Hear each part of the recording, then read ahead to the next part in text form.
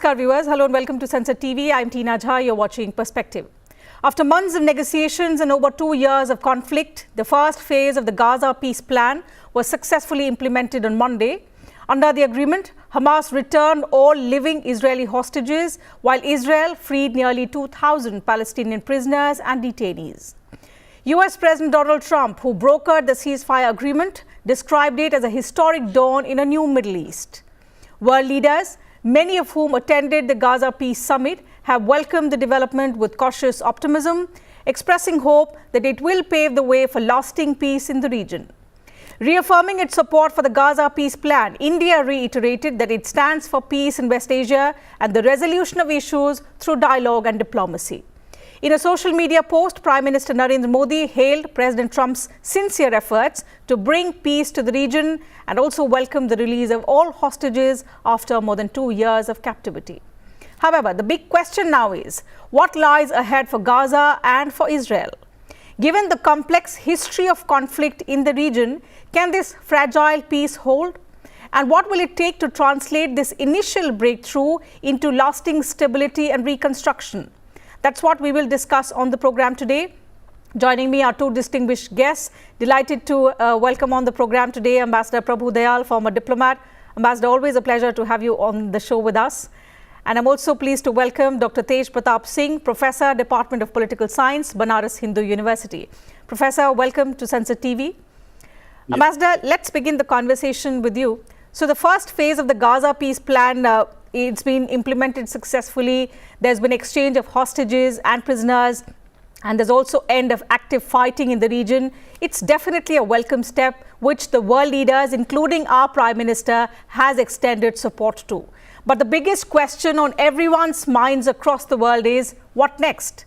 But before we delve into that, help us and our viewers understand what, according to you, were the key enablers, the key factors that made this breakthrough possible. For 2 years, we've seen extensive fighting, there's been chaos, there's been devastation, destruction, but finally it's a welcome move that there's temporary ceasefire. We hope the next phases of the Gaza peace plan will also succeed, but help us understand what has made this initial breakthrough possible. Well, Tina, first of all, thanks for having me on your show. Well, what made this initial breakthrough possible is certainly the pressure which President Donald Trump brought to bear, both on Israel and on the other side. He was in constant touch with Egypt and Qatar, which, along with the United States, are the key mediators in this dispute. And his ceaseless pressure on Prime Minister Netanyahu made him relent at least to this initial phase. But as you said, there are challenges which remain. I think that following the brokering of this multi-phase peace deal between Israel and Hamas, which saw an initial ceasefire and hostage release, major challenges remain for the subsequent phases involving demilitarization, governance, and reconstruction. So the long-term success of the plan is hampered by a lack of trust between the parties, and also domestic political obstacles, and of course the sheer complexity of rebuilding Gaza after years of war. Israel and Hamas continue to have fundamental disagreements despite the multi-phase peace deal brokered by President Trump. And the key points of contention center on security issues. And then, as I said, the future of governance of Gaza, right, and the final status of a Palestinian state. Now, first of all, the primary obstacle is that Hamas has demanded a full and complete withdrawal of all Israeli troops from Gaza. The Trump peace plan, however, envisions Israel maintaining an open-ended military presence within a security perimeter and along the Philadelphia corridor bordering Egypt, which is a major sticking point for Hamas. Now, another sticking point is that while the peace plan requires Hamas to decommission its weapons, it has resisted this key condition in the past and has initially rejected it again. It is rejecting the demilitarization terms, which are part of the peace plan. So its full and verifiable disarmament is critical to secure Gaza, but no clear enforcement mechanism exists for this process. Let me mention the third very important aspect is the destruction of the tunnel infrastructure.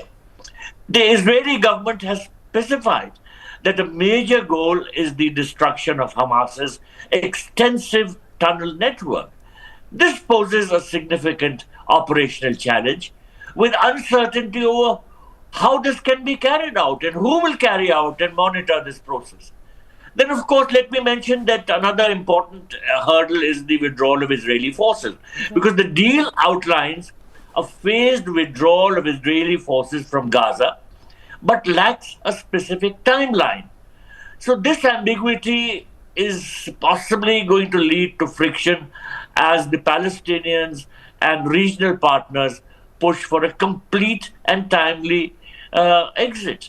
Let me mention the you're right. So there may have, both sides may have agreed on the initial phase, which was perhaps the easier one, because it had been more than 2 years of conflict, and of course the devastation on both sides was huge, not just in terms of loss to infrastructure, but also loss to significant lives, and that perhaps may have pushed both sides to agree to a ceasefire, but a lasting peace in the region and the sticking points in the 20-point peace plan is something which we'll all have to wait and watch on how those are implemented or whether they'll be implemented at all.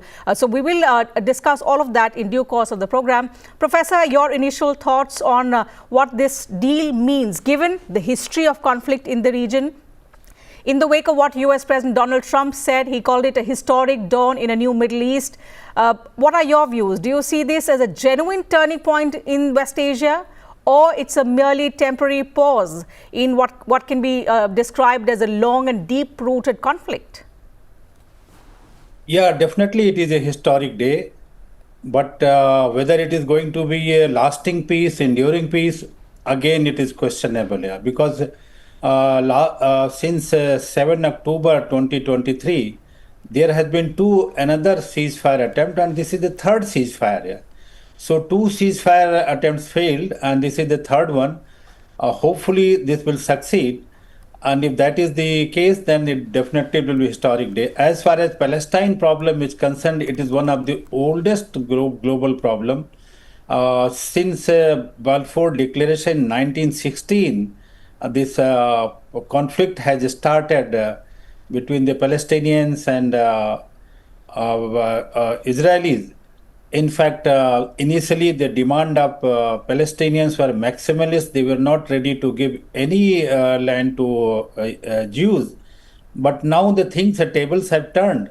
Now the Israeli demand is the maximalist, and now Palestinians have been weakened so much. In fact, this ceasefire has also been secured through force.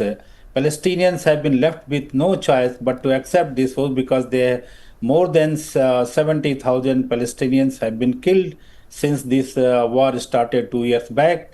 And the whole of Gaza has been almost destroyed. So, and 90% of the Palestinians has been displaced from Gaza, so they had nothing. So they were almost forced to accept this ceasefire. And as you said, this Turkey, Egypt, and Qatar, they have mediated in this ceasefire, and they have influence over Hamas. Probably they have persuaded them to accept it.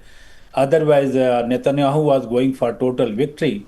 So as far as the prospect of this bringing lasting peace, I'm skeptical. But again, I will love that this is bringing the enduring peace. But the question arises whether Palestine will agree for one state formula, which is being offered by Israel, and whether Palestinian or Israelis will agree for 2-state. So many things are involved, and this Palestinian Hamas has to be disarmed. So if they are disarming, they will be depositing their arms to home. And that's what the will be biggest challenge going forth, Professor, because within 24 hours of the initial implementation of the phase that we're talking about, Hamas has already executed a number of civilians in Gaza. That's something which is being reported by the international media.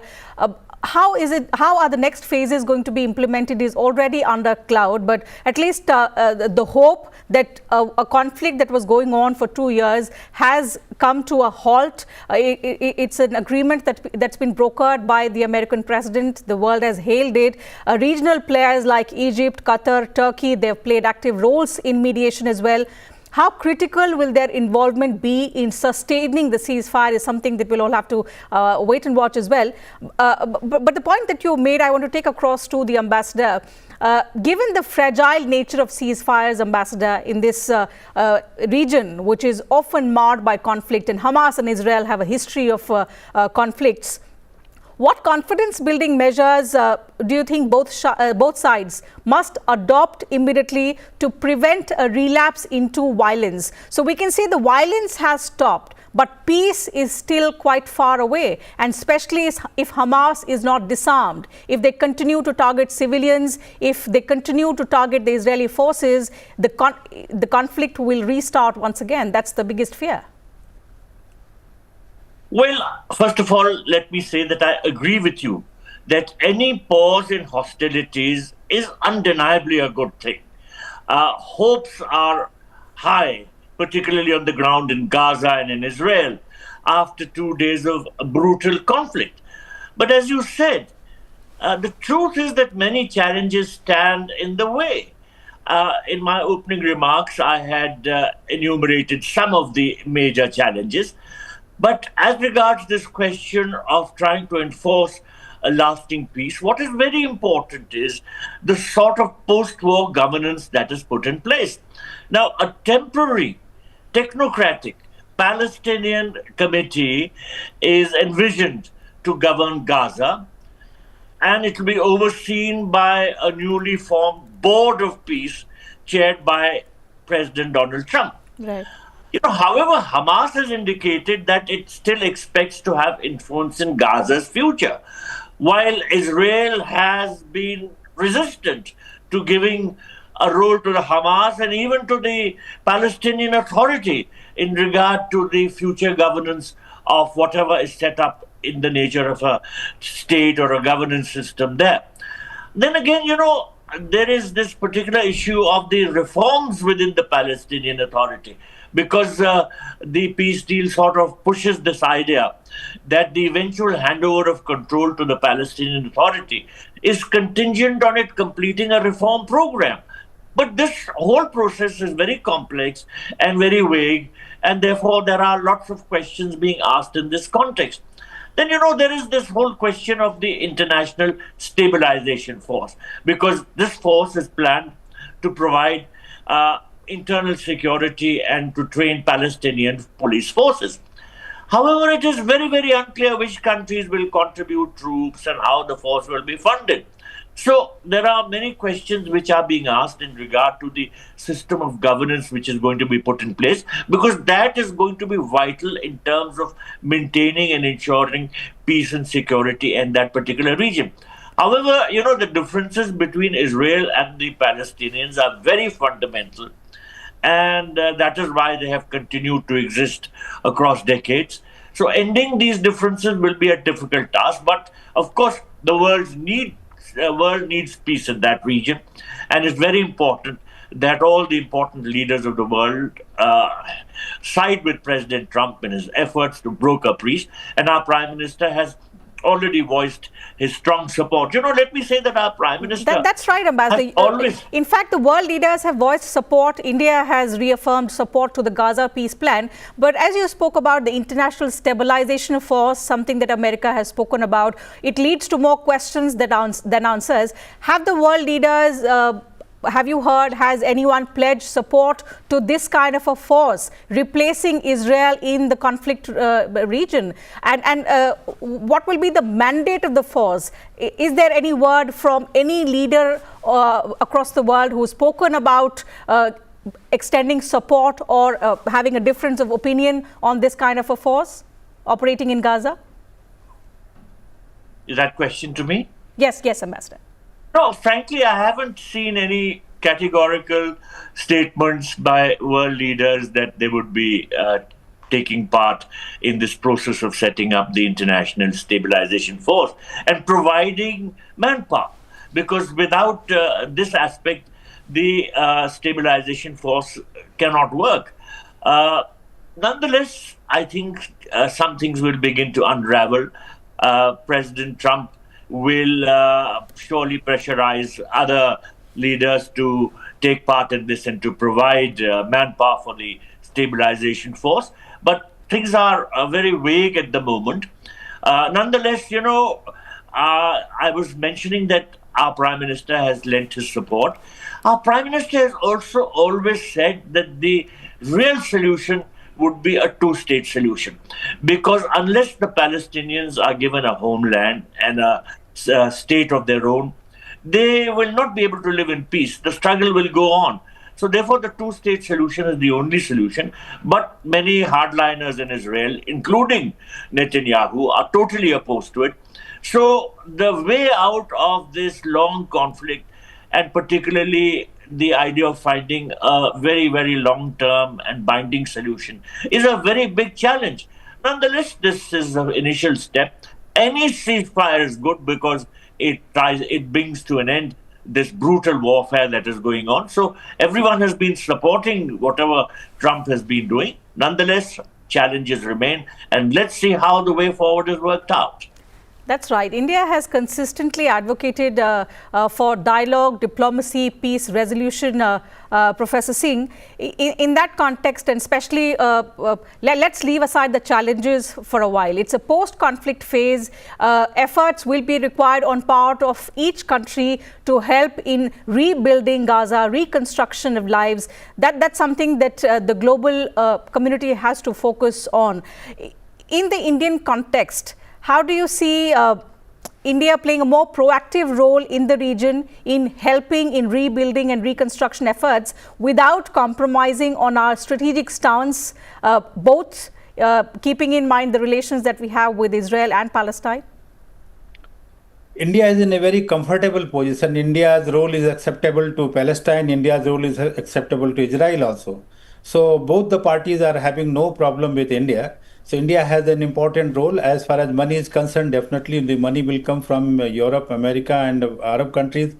But as far as the men are concerned, so the labor force has to go from India only for reconstruction, because this in whole of the West Asia, the major labor force is from India only. So India has important role, and we have a very good chance of Indian companies getting the contract over there also. So India has a important role to play in the reconstruction of Gaza. And the best thing about India is that India enjoys the support of both the parties. Neither Palestinians nor Israelis have any problem with India. So India will definitely play an important role in the reconstruction of Gaza. Ambassador, related question to you as well on India's role, something that Professor also highlighted. India, no doubt, has been playing a constructive role in development assistance, development cooperation across different parts of the world. But given our strategic interests in this region, in West Asia, especially in energy security, we have a significant number of diaspora there, also trade relations. How do you see it shaping our engagement in the post-conflict reconstruction process in Gaza? The role of India, because of the fact that we have a big diaspora, we are concerned. We want stability in this region. I have served for over 2 decades in the West Asian region. And there is always a very fragile sort of peace structure. India's interest is in maintaining that peace remains established, and that fighting, which keeps breaking out in different parts of West Asia, doesn't happen, doesn't occur. We want peace and stability. There are, however, fundamental conflicts. First, of course, as we were discussing, the long-term solutions in regard to the Palestinian-Israeli dispute and the clashes which are going on need to be found, but there are challenges. Secondly, Iran poses a very big question mark, because Iran has not subscribed to this particular idea that President Trump has promoted. In fact, Iran did not participate in the conference which took place in Sharm el Sheikh. Why? Because Iran is opposed to the existence of Israel, and it doesn't want any dealings with Israel. Iran feels that the Palestinians must get back their state in its entirety. And in fact, when I was posted in Iran, I often used to hear slogans that throw Israel into the sea. This is the sort of thinking which the mullahs who ruled Iran have always perpetuated. So Iran is going to be a factor. Of course, there are reports that President Trump is trying to talk to Iran. He has in fact sent feelers. So if Iran can be pacified and some sort of a long-term peace arrangement made, that would be very, very good for the region. At the moment, there are huge challenges. Nonetheless, this initial step is very welcome, because it ends the conflict which was affecting the lives of millions of people, and the sort of suffering that people were undergoing was just terrible. And there is now going to be the focus on reconstruction. The estimated expenditure at the moment is being touted as 55 billion. Right. And while some countries will contribute, but it is not going to be easy to raise this enormous amount of money. Nonetheless, let's see how the future unfolds. If things start falling into place, then the willingness of countries to come forward and provide manpower for the stabilization force and for the reconstruction of Gaza would be more easily available. So what is important is how from phase one we move to phase two and demilitarization takes place and Hamas agrees to lay down its arms. If that doesn't happen, then the end of the conflict is not in sight and things might start to heat up. That's right. So whether this peace process is on track is something that we will perhaps begin to see in the next few weeks or months. But if this peace holds, and let's all hope that this peace holds in the region, Professor, what could it mean for the broader geopolitical dynamics of West Asia? Ambassador explained to us in the context of the Iran-Saudi relations, but what about the normalization efforts with Israel? Also the shifting power equations in the region. How will it define the geopolitics in West Asia? As far as Iran is concerned, neither Arab world nor America and also Israel is not in favor of giving much role to Iran. But it is also true, without bringing Iran on board, bringing peace in Palestine is very difficult, because Hamas and many other forces which are active against Israel and against America, Hezbollah and Houthis, etc., they are dependent upon Iranian support.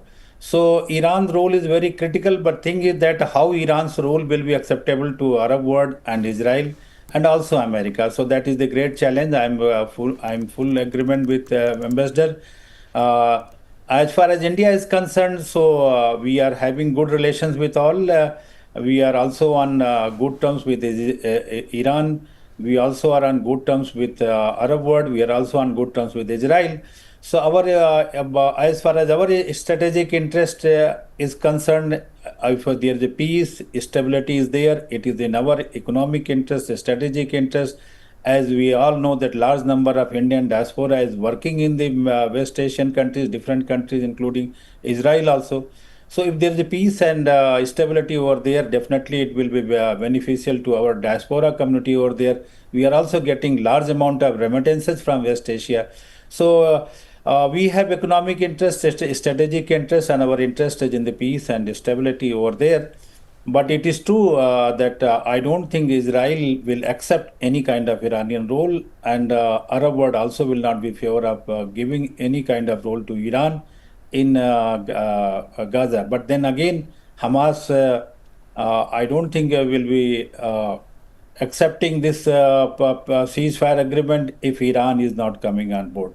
And the greatest challenge right now is the role of Hamas, because not only Iran, even America, Israel, everybody wants not to give any kind of role to Hamas. So that is another sticky point. So many questions are there which has to be answered. That's right. There are many challenges, but at least this initial phase has happened. There's been a breakthrough. A few months ago, even this would have looked unimaginable. But today, the world has welcomed this, at least the beginning of the peace process and the end of this more than 2-year conflict in Gaza. Let's also hope that another ongoing conflict between Russia and Ukraine also comes to an end very, very soon. Who brokers that deal is something that only time will tell. But let's hope that peace prevails and there are no ongoing conflicts across any part of the world. With that hope, we'll have to wrap up the conversation. Thank you, Ambassador. Thank you, Professor, for joining us with your valuable thoughts and perspectives. And to you viewers, thank you very much for your time as well.